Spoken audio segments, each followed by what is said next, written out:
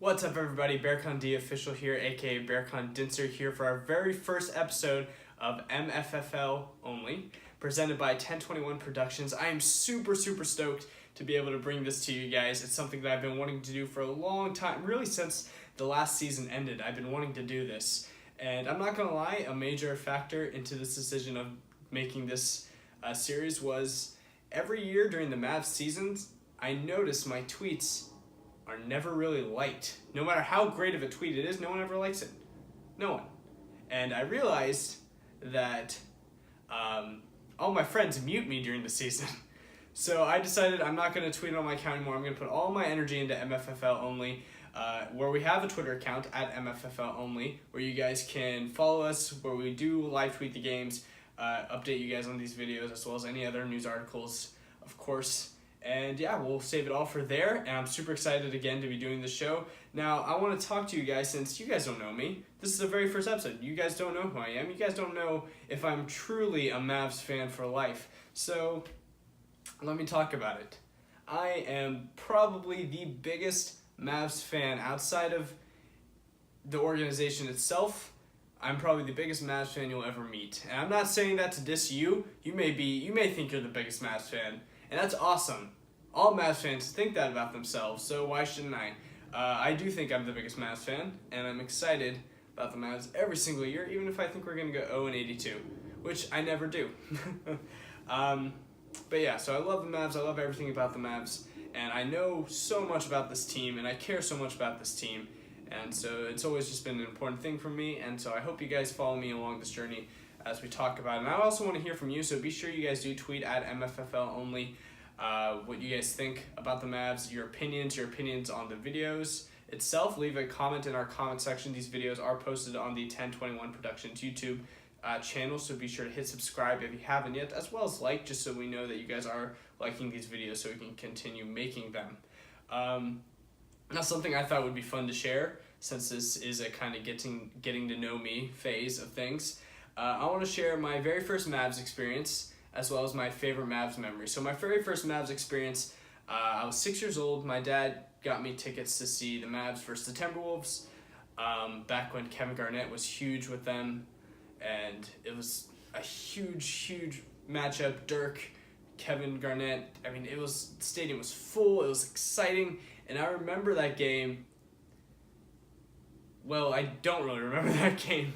But I remember being in there. I remember sitting in section 108 at the American Airlines Center, and I remember being so in love with everything that was happening in front of me, and I loved every little bit of it, every little video they showed on screen, every little PA announcement, every basket, every foul, every turnover even. I loved all of it, and that's what really hooked me on the Mavs. And then not too long later, they lost in the NBA Finals to the Miami freaking Heat. So that was fun. Got my heartbreak early. But of course we made up for that, and that leads me to my favorite Mavs memory. It's not the Mavs winning the NBA championship, although that's definitely high up there. It's actually Game 4 of that NBA Finals, though. So it is the NBA Finals of 2011. But Game 4 of the NBA Finals, I was actually the ball boy, the Dr. Pepper ball boy for Game 4 of the NBA Finals. And if you know me, I talk about this all the time. It really is one of my favorite memories, ever. But it was such a great experience. I was really bummed that I wasn't going to be able to go see the Mavs play in the finals. That's something I've always wanted to do. And then the day before, my mom got a call and was like, hey, your son's selected. He can do this. And it was literally the last game of the season they could pull a ball kid for. They didn't do it for Game 5 for some reason, so Game 4 was it. And I entered this contest before the season even began. So my name didn't get drawn once. And so to be drawn for the NBA Finals was incredible, but my favorite memory from that game is actually the starting lineup. I'm on the court, I'm in the starting lineup. Dirk has the flu, by the way, so there for the flu game. But I'm in the lineup, they're coming in, and for some reason my favorite memory is Tyson Chandler basically dislocating my shoulder. And I'll put a little YouTube clip of that. Hopefully I'll be able to edit that into this, and you guys will see it right now. At center, in his 10th season from Dominguez, number 6, Tyson Chandler! So yeah, my favorite memory was Tyson Chandler basically dislocating my shoulder, as you guys saw. I don't know why. Everyone else, he was just kind of high-fiving, but I'm guessing because I was at the end of the tunnel, his adrenaline was going, he was pumped, and he really put that in on my shoulder. So thank you, Tyson Chandler. I don't know why you dislocating my shoulder was the best moment of my life. I guess it was just in the moment I was feeling the adrenaline too. Anyway, so that's enough about me. Let's actually talk about the Mavs. That's why you guys are hopefully still watching this video and will continue to hopefully watch these videos. So let's talk about the Mavs. The obvious topic of this video is Luka Doncic. His first 3 games as a Mavs are, of course, preseason games, so maybe you don't care, but I do care. I do actually look at these stats, and I do actually pay attention because I think it is important, and I think, it can tell a lot about a player and how ready he is for the NBA. Because, honestly, Dennis Smith Jr., his preseason last year wasn't that great. I wasn't that impressed, but he still had a good year. Luka Doncic is having a good preseason so far, therefore I think he's going to have a better year than Dennis Smith Jr. did last year. I know that's kind of simple logic, but that's my logic. So Luka Doncic, in his first game against the Ducks, the Beijing Ducks, I was actually there for this game, and the vibe was incredible. The energy was incredible every time he touched the ball. People were chanting his name, so that must have been really cool for him. In 30 minutes, he had 18 points. He was 5 for 7 from field goal range, and 3 for 4 from the 3. And his threes were confident threes, which is awesome. You love to see that in a rookie. He has no lack of confidence, and of course he's not going to, because he's the most NBA-ready rookie the league has probably ever seen. So I don't want to hear that. If you want to leave that in the comment section, fine. Like I said, I'd love to hear your opinion, but I don't want to hear that Luka is not NBA ready, because he absolutely is. And I know it was against the Beijing Ducks, but listen. So he had 18.6 rebounds, 2 assists, 3 blocks, and 4 turnovers. Against the NBA team, this stat line probably would have been 16 points, 4 rebounds, an assist, a block or 2, and probably 6 turnovers, unfortunately. However, it's still a pretty good stat line for his first ever game, and I'm good with it. I am good with it. That's all we need him to do this first season. Let's not go in expecting him to average 25 points a game, triple doubles. Let's not do that. That's not going to happen this first season. Probably won't happen for him, and he's still going to be a great player. He may even be up there with Dirk as one of the all-time greats as a Mav. Not trying to get ahead of myself, but it's a possibility. We should have that mindset for this kid, but not for this first season. In his second game against the Philadelphia 76ers in China, in 30 minutes, he had 11 points, 6 rebounds, 3 assists, 3 steals, 2 blocks, 4 turnovers. Again, didn't really shoot the ball that well. He was 4 from 11 from field goal range and 0 from 4 from 3, including an air ball. Look, it happens. He's not going to have a perfect game, but he still scored around 11 points, got a few assists, and steals, rebounds. And that's really what we need him to do this first season, is we need him to have some kind of presence. We don't need him having only 2 points, an assist, and a couple rebounds. We don't need that. We need him to kind of fill the stat sheet just a little, or fill the majority of the stat sheet. So that's what we need him to do this first season. He's done it in the first 3 games. That third Philadelphia game, in 26 minutes, he had 15 points. He started off hot, 3 for 3 from 3-point range, ended 3 for 5 total, 4 from 6 from field goal range, 4 rebounds, 5 assists, and again, 4 turnovers. It looks like he's probably going to start averaging around 4 turnovers, which isn't the best. We're going to want him to fix that. But he will work on it, and I have full trust that he will work on it. But he had a solid preseason debut. I have no doubts that he is going to be ready for this league come Wednesday when the Mavs open against Phoenix. He's going to be ready. He's going to provide a good spark that the Mavs definitely do need, and he's gonna shine. I definitely do think it's realistic for him to win Rookie of the Year. I think Ayton's probably going to be his biggest competitor. I know that's a little simple-minded. Of course, Ayton's the number 1 pick. Of course, he's going to compete for Rookie of the Year. I don't think the other rookies are going to match up to those two. I think those two really have shown me a complete preseason so far, and I think they're going to do really well. Someone once told me that Trae Young was going to lead all rookies in assists. That's probably true. I didn't want to believe it. It's probably true. I don't think he's going to compete for Rookie of the Year, though. And I'm done with rookies. Let's talk about sophomore, Dennis Smith Jr. Dennis Smith Jr. is actually the player that I'm most impressed with in this preseason for the Mavs. I think Dennis Smith Jr. has provided a excellent spark. He looks quicker, he looks stronger, he looks more confident. He's shooting the ball better, and I think he's going to have a great year, especially since all the pressure is going to be on Luka. Dennis Smith Jr. is going to have kind of a wider range to develop and grow as a player this season. So I'm really excited for that. I think it's going to be really good for him to not have all the eyes kind of on him. So expect a special year from Dennis Smith Jr.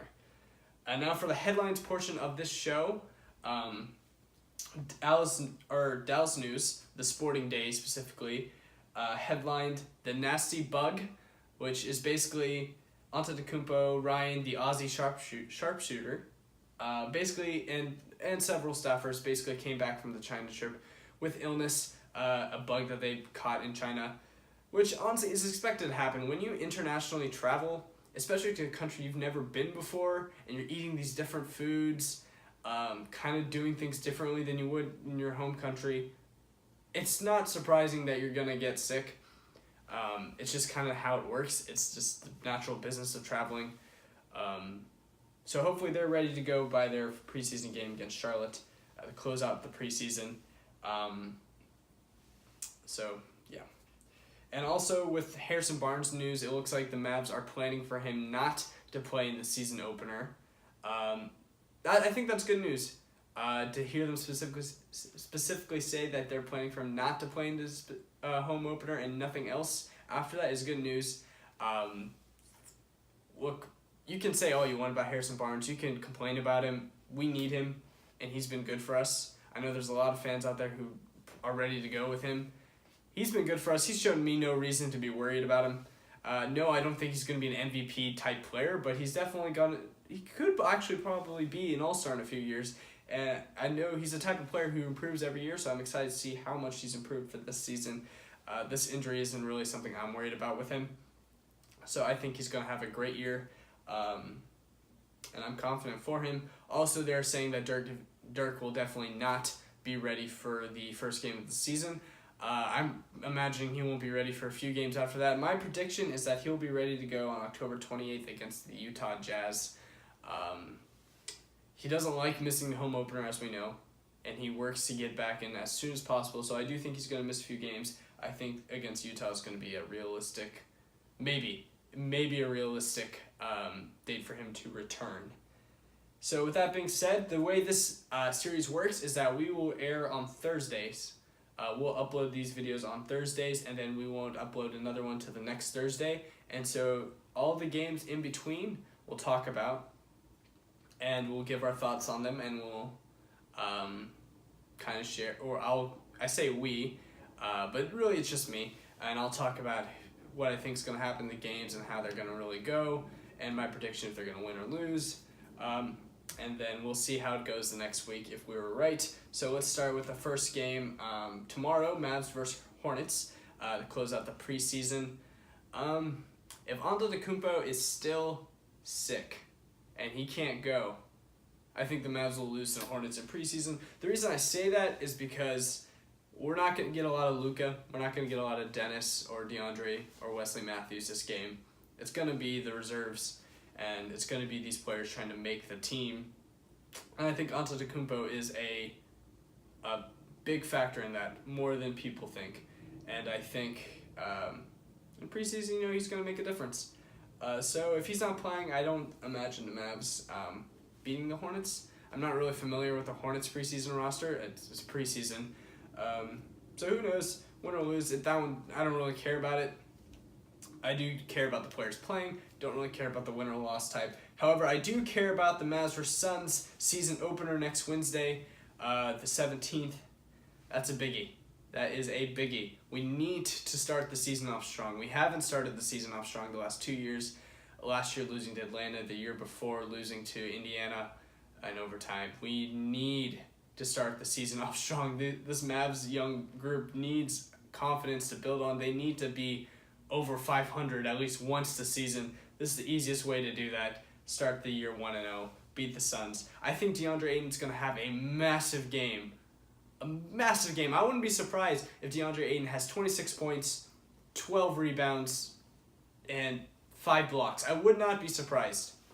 I don't think the Suns are going to win even with that stat line, though. Because who do the Suns have besides Aiden right now? I mean, yes, they have Trevor Ariza, who always somehow scorches the Mavs.